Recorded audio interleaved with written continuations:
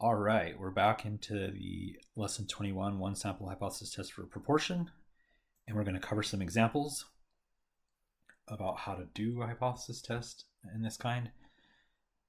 And from start to finish. So for this first one, I got this out of the news. Our research question could be, do less than half of adults in the United States approve of the president? This company, Gallup, is a polling company. Their whole business exists to make polls and publish news articles. And about every 4 to 6 weeks, they publish an article about the current presidential job approval ratings. So in this article, let's see, that's not the article I want. That was the general. This is the article. February 19th, Trump's job approval rate at 45%. So this isn't about class about politics, but turns out politics makes interesting examples. So what does this mean? If we read this, it's kind of stating this as fact. President Donald Trump's job approval rating is 45%. And then there's a whole bunch of stuff. If we scroll to the very bottom, we actually find out, somewhere in the fine print here, this is actually a Gallup poll for telephone interviews with a random sample of 1,014 adults 18 and older living in the 50 states. And then there's a margin of sampling error. We could do a confidence interval. That would actually make a lot of sense here, but we're going to do a hypothesis test instead. So this 45% that they're stating here, that's not a fact. They didn't interview the entire population. They interviewed 1,004 random people, which is an estimate. So let's get back to the notes here. The approval rating in 2024 is 45%. But that's not a fact. That's a statistic because it's based on a random sample, not the whole population. And this is kind of a side note on this example, but it would be inappropriate to say that less than half of the population approves of Donald Trump based on that 45%. We can never just use the statistic to do that. We would need to do a hypothesis test or a confidence interval. So this 45% is actually a p-hat of 0.45, meaning the proportion of these 1,004 people in the sample here that said they approve of how he's doing his job right now is 0.45 or 45%. Q hat's not given, but remember it's just 1 minus p hat. And then let's read this part. At the 5% level of significance, test the claim that the proportion of all adults, let's just put this here. At the 5% level of significance, test the claim that the proportion of all adults 18 and older in the United States in February 2025 that approved Trump is less than 0.5.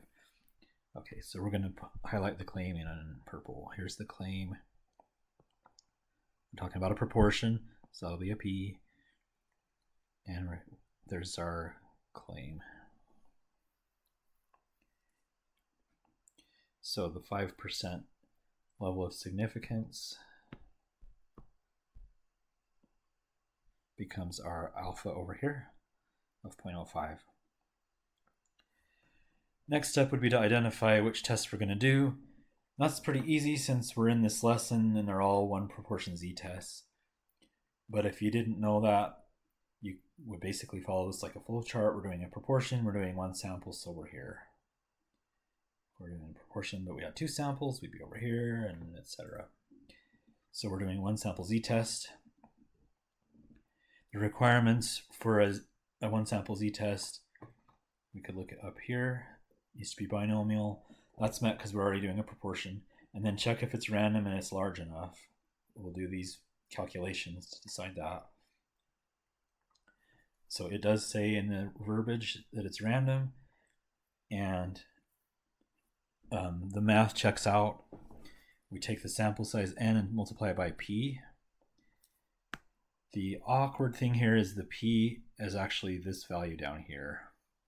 Where did we get that value down there? We'll talk about that in a second. So there's kind of sometimes it's a little awkward, the order. Anyways, n times p is 500, and actually it's 502, which is greater than 10, and n times q is 502, which is also greater than 10. So the sample is plenty big for us to do this. And then the p is from here, and the q is 1 minus p, which is also happens to be 0.5 when we did these two maths here. So the requirements check out and we're good to go. So where did the stuff from the hypothesis come from? It comes from the claim. Okay. So if we read this part once again, test the claim that the proportion of all adults living in the United States 2025 that prove Trump is less than 0.5.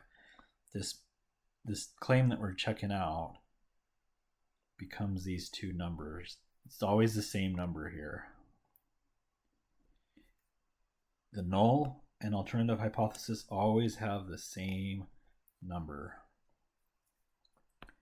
The null hypothesis always has equals and the parameter, and the alternative always has the parameter and one of those three symbols we talked about.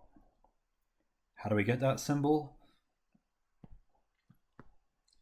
Right here, the claim we're testing, the less than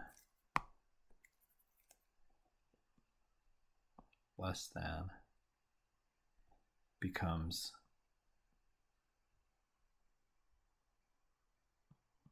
our sign right there.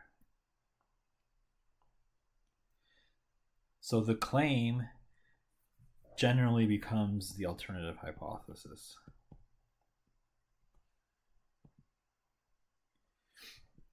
So I think it's a lot of times easier to write that one down first. And then the null hypothesis is just the exact same thing with an equal sign instead. It's important to consider what P represents here. So our sample is 1,004 adults 18 and older and living in the United States in February 2025, which represents the population, all adults 18 and older living in the United States in 2025. So we're going to use this data from the 1,004 people to make a statement about the entire adult population in this country. And the P, this P that is in these hypotheses represents the proportion of this population, whatever we're measuring. In this case, it's the proportion of adults 18 and older living in the United States that approve of Trump in 2025 of February. So our null hypothesis is that it's 0.5 or the 50% approve, and our alternative is that less than 50% approve. Whew. So next up, we would calculate our test statistic and p-value. So in our test statistic, that's our p hat, and then we minus p, and then the denominator is p times q over n, all square rooted, and the p, this p right here and this p right here also come from that value.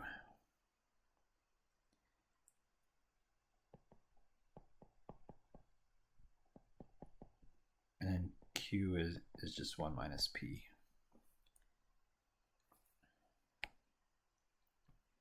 So that's kind of a tricky thing.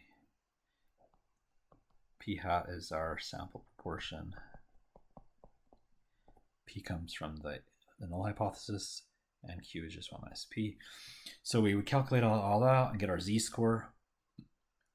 And we're going to draw a normal curve and put our test statistic on it.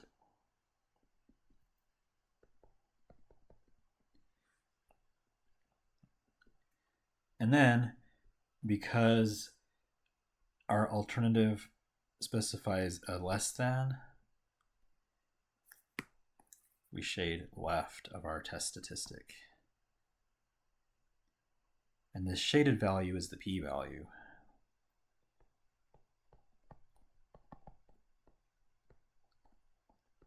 area of the shaded value is our p-value, which we know how to find with the z-table or normal CDF. So we'll do normal CDF from negative infinity to our value, and that's our p-value. That's the area.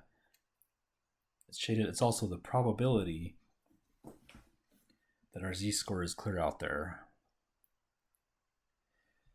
Next thing we do is we're going to conclude this process.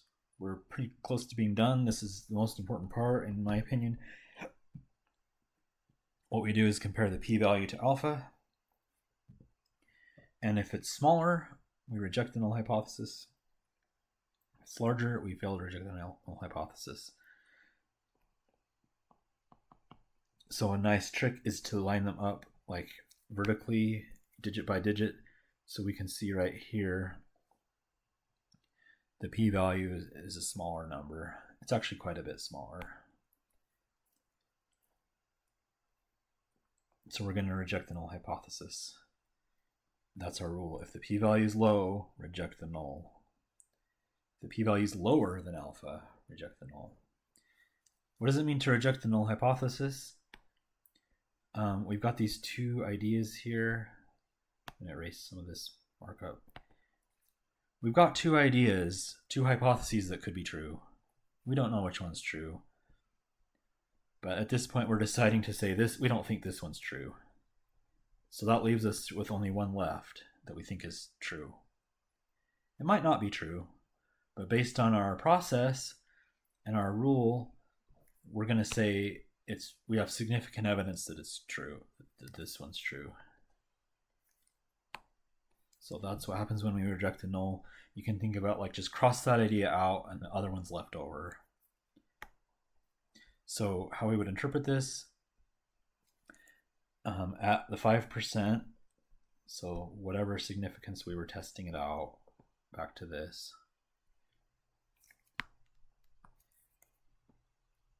That's the test we did. That was our alpha. So we would turn this into English. At the 5% significance level, we have sufficient evidence that the alternative is true. And what does this p represent? The proportion of all adults, not just the sample, the population. So we have significant evidence or sufficient evidence that the proportion of adults 18 and older in the United States 2025 that approve Trump is less than 0.5 or less than half. It's pretty close though. So even accounting for sampling variation, we're pretty sure that less than half of the country is approving. Okay, next up, this should make you happy. So if you felt like step 5 and 6 were a little bit much, or not 6, step 5, if you felt like step 5 was a little bit hard, there's a calculator shortcut to do all that work for you. You will still need to do 1, 2, 3, and 4, and 6 by yourself. So this calculator thing only simplifies the math, which is the hardest part, I admit. So over in your calculator, if you go to the stats menu and arrow over to tests, somewhere in here is our hypothesis test. If it ends in the word test, it's a hypothesis test. If it ends in the word interval or int, it's a confidence interval. If there's a number at the beginning, that's how many samples are involved. If there's not a number in the beginning, it's 1. And if it has the word prop, it's a proportion. And if it doesn't have the word prop, it's a mean. It's a weird naming pattern they have here, but this is the one we want. We have one sample, we're testing a proportion with the z distribution.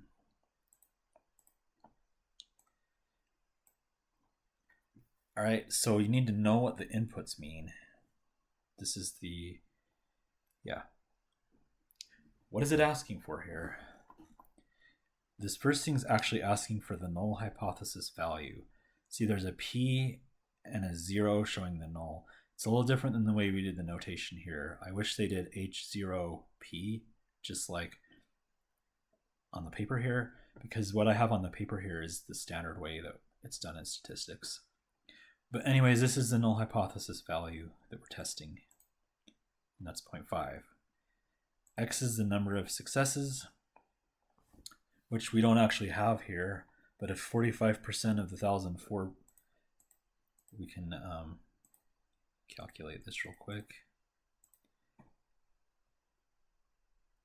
So 450 people out of the 1,004.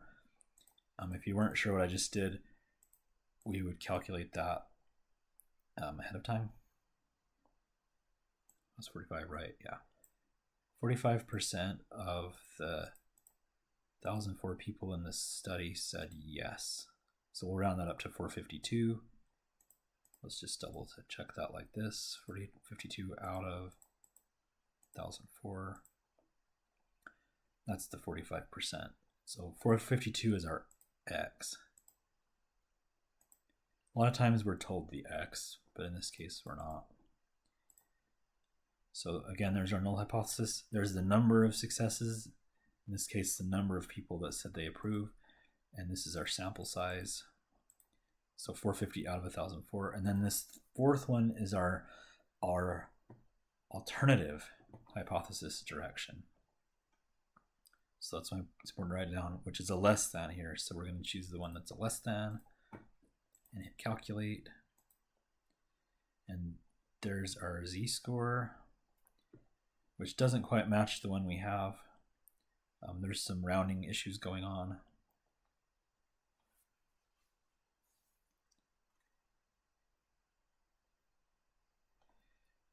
I think, yeah, it's just rounding issues. The conclusion won't be different though, it'll be the same.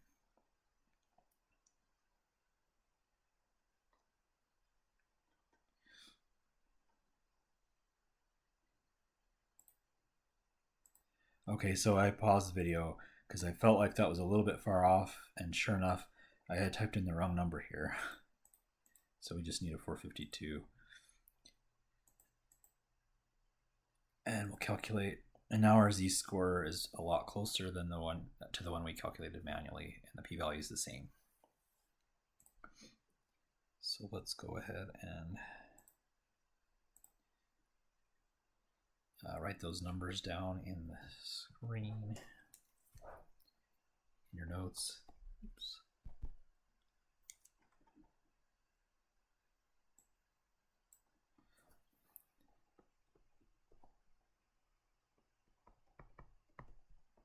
So it outputs that. That's actually the alternative hypothesis.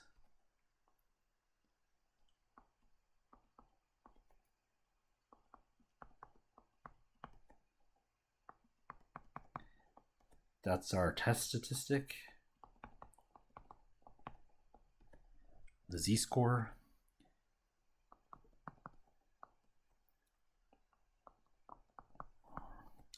Always check for the E, the presence of the scientific notation. That's our p-value. And then it actually tells us p-hat. That's our sample proportion.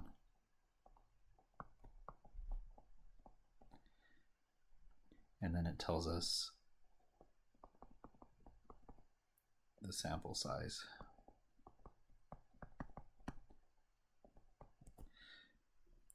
So the z and the p-value is the value of doing this. So it does this for you and this for you. Is the p-value the same? Once you move this decimal to the left 4 places, you'll see that it is that with rounding. Okay, let's talk about some lessons learned on this example, some generalizations we can make. The null and alternative hypotheses are always statements about the parameter, never about a statistic.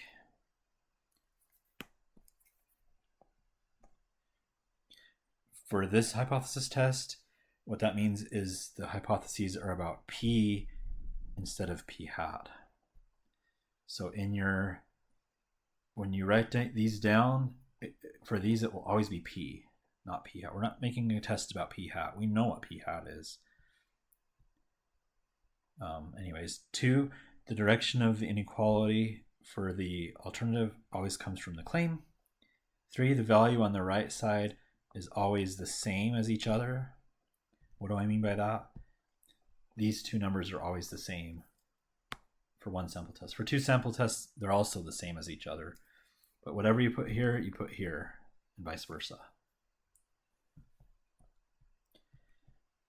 4, for one sample z-test, the p and q in the requirement checks formulas come from the null hypothesis, where p is the value there and q is just 1 minus p. What do I mean by that? All of these I'm going to put in red.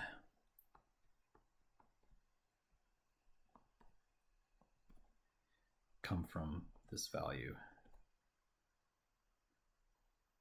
That's what it means.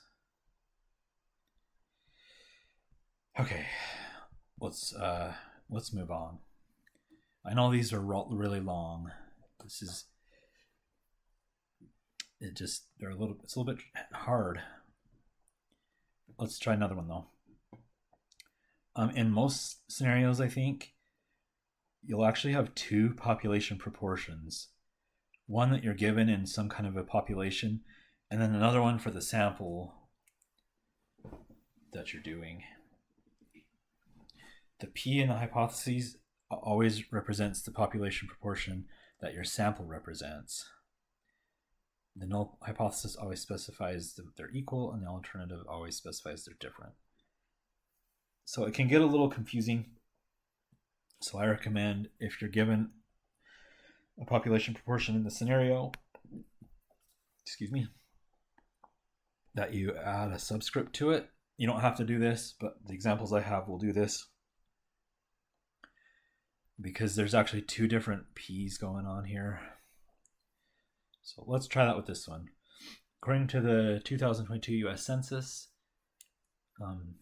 they do population data. The proportion of people aged 5 and older living in the United States that speak Spanish at home as their primary language is 0.134, which is 13.4%. That was really surprising when I found that out.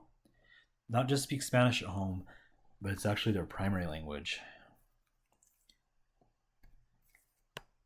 So we have a population here. People 5 and older.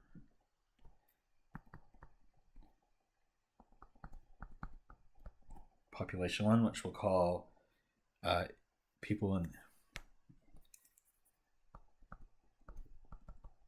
5 and older in the United States. And then this is going to be our proportion of the US that speaks Spanish as primary down here. So this US is just to keep it straight. Okay, that's some population number. In 2023, a random sample of 131, that's your sample size, Snow College students was interviewed. 14 of the 131 said they speak Spanish as their primary language. Complete a hypothesis test at 5%. Significance to test to claim that proportion of students at Snow in 2023 who speak Spanish is less than the national proportion. All right, so right off the bat, we have actually a second population.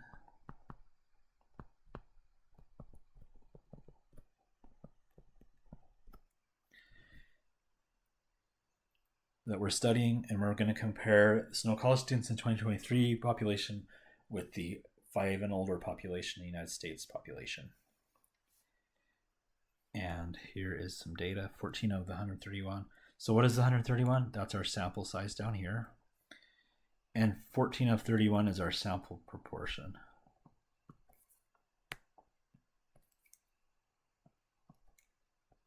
So we'll go ahead and calculate that.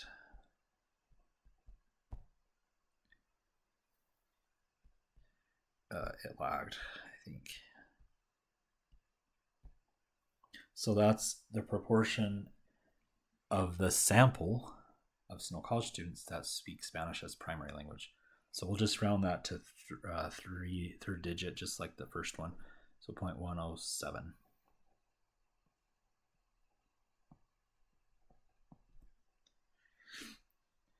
So we're going to be comparing these two. It looks like the proportion of So no college students that speak Spanish as primary language is a little bit less. But it's a sample, so we can't compare this and this directly. We need a hypothesis test to compare them. Let's go on. Q is our 1 minus that. So this is the proportion of no college students in the sample that do not speak Spanish as primary language. And then alpha is our test. So where did alpha come from?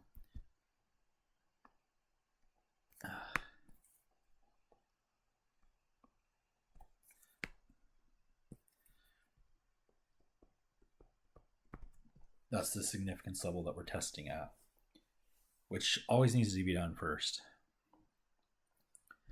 So which test are we going to do? We already know it's a one sample z-test proportion, but we have one sample and we're working with proportions. So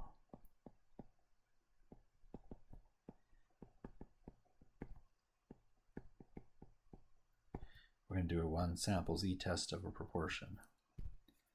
This one right here. All right, let's go back. Requirements is that we have a random sample, which we do. By the way, this was actually a real study that a prior Math 1040 class actually did. So this is real information. Anyways, random sample.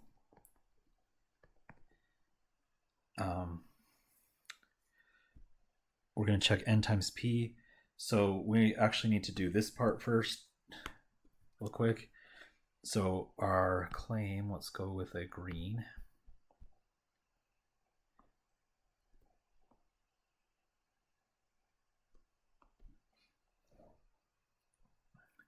So down here in our hypothesis, the P represents this population. Specifically, it's the proportion of that population, there's no college students in that year that speak Spanish as primary. And our null hypothesis is that it's the same.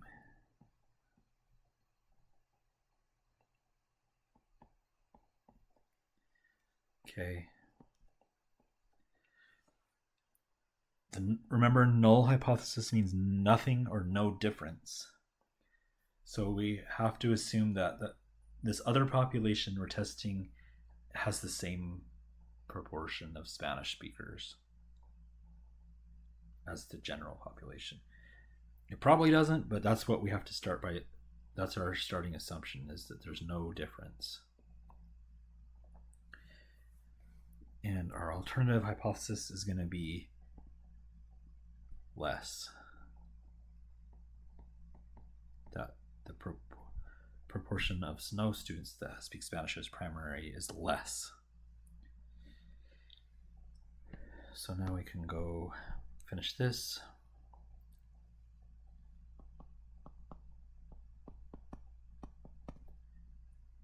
So this 0.134 comes into this calculation.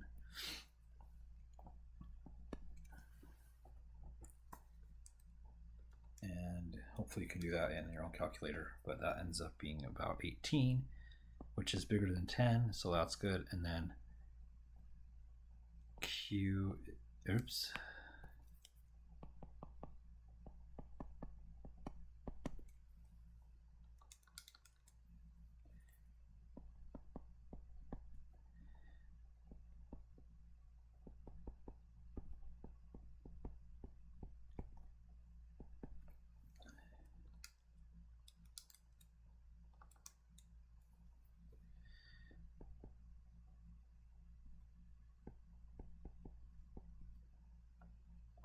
So this is kind of a pain point, I know, but basically we have to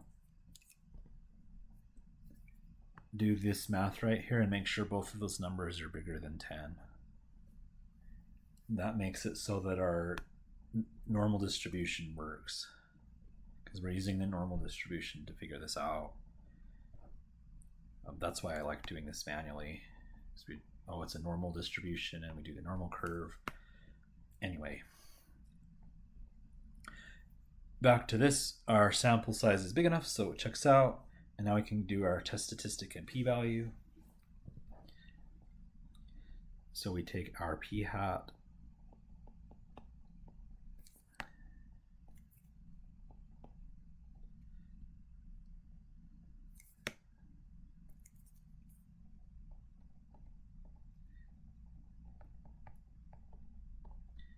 minus this p. Remember, this peak is, it's basically, well, they're the same value, but the p is this value.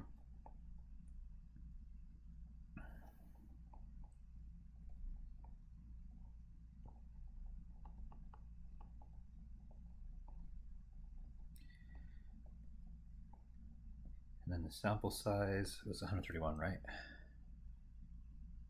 Yeah. What is Q? Q is going to be 1 minus P.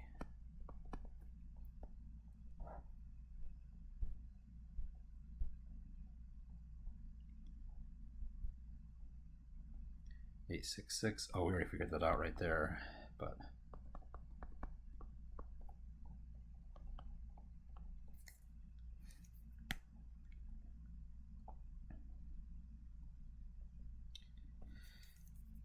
all right. So let's go ahead and attempt this over here.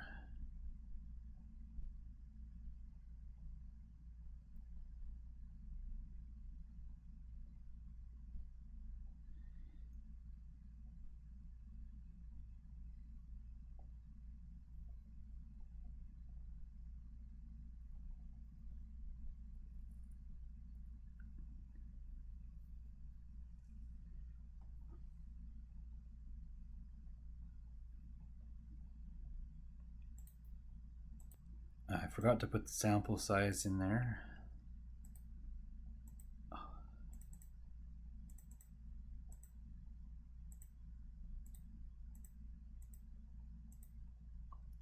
So that is our z-score.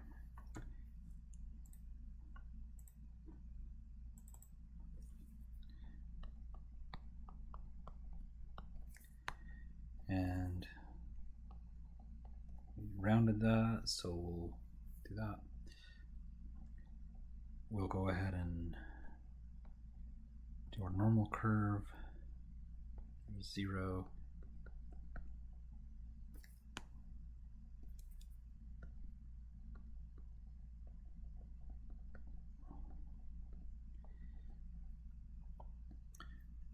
And because our alternative has a less than, we go left.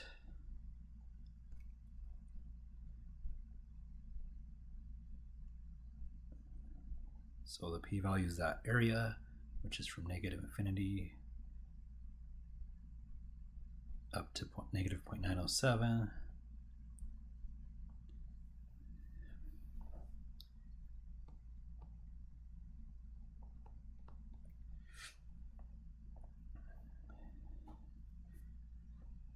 So that's our p-value. So our evidence is not too crazy. Our p hat isn't so far away. So sort of the question, the essence of this whole thing is these two numbers in, I'll briefly put in this yellow color.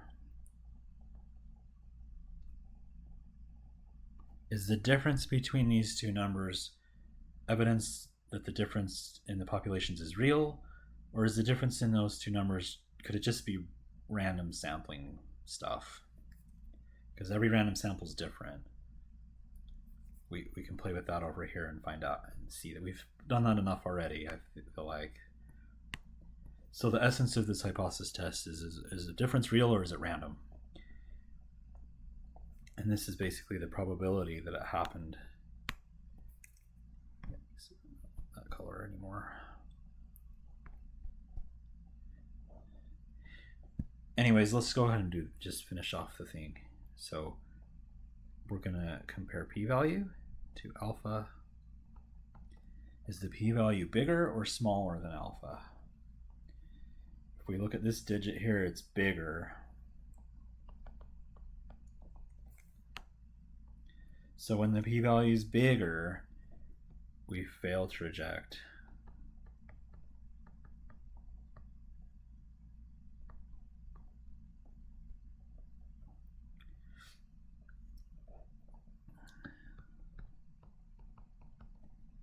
And our general idea is we would say something like at 5% significance,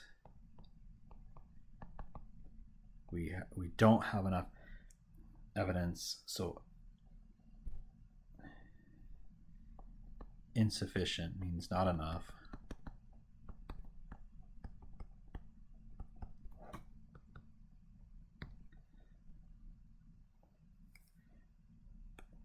So in general, let's just kind of back up just a second.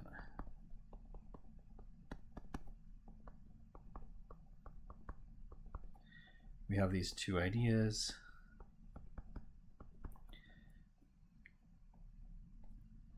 We've assumed the null to be true. Our study is hoping to reject it, so we can say that alt's probably true. But when we fail to reject the null hypothesis, what happens is we just have a big question mark over here. We have our hypotheses. We never knew which was true. Our study is basically inconclusive to say either way. So in general, though, we're trying to make a statement about the HA.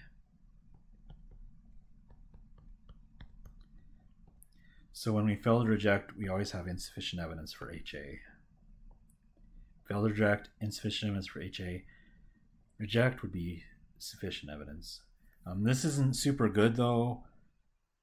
If you just told somebody this sentence that I wrote down, it makes no sense, really. You need to translate it into something that you could tell somebody. So what you need to go back to this and translate it back to something that means something in the real world, which is the proportion of snow polished in 20. Let's just write it down.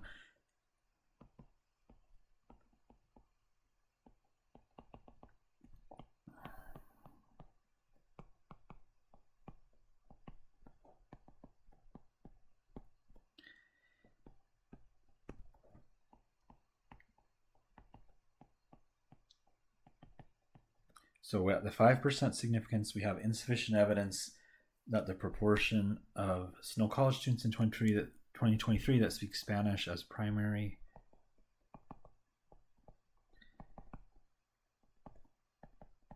is less than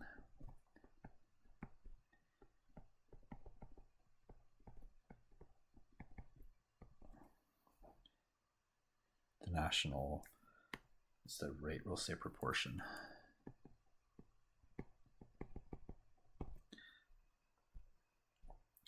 So basically, we'll put the yellow back on one more time. These two numbers I just circled in yellow, it wasn't strong enough evidence. It could just be random sampling that they're different. That's our conclusion. Could have been random sampling, so we don't know. We don't have strong enough evidence here to say anything. All right, let's finish this off by testing out the calculator command again. And this might be the last time we do one of this kind manually, but let's do it in the calculator. So we'll go stat tests, one prop z test. This is our null hypothesis. This is our number of successes. I already put this in earlier to test it out, but 14 out of 131 said yes to the question, or they're the ones we care about in this example. And our alternative hypothesis is here, which is a less than. So we put a less than, calculate, and there's our z-score.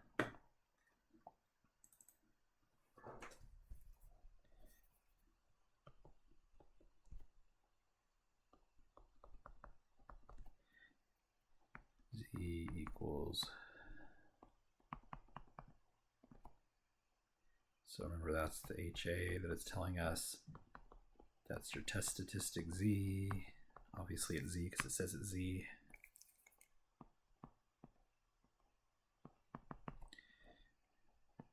P is your p-value.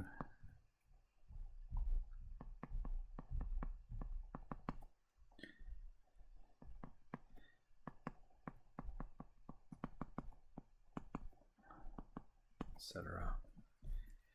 All right, that's a pretty long video. So there's 2 more examples. So we're gonna make another one.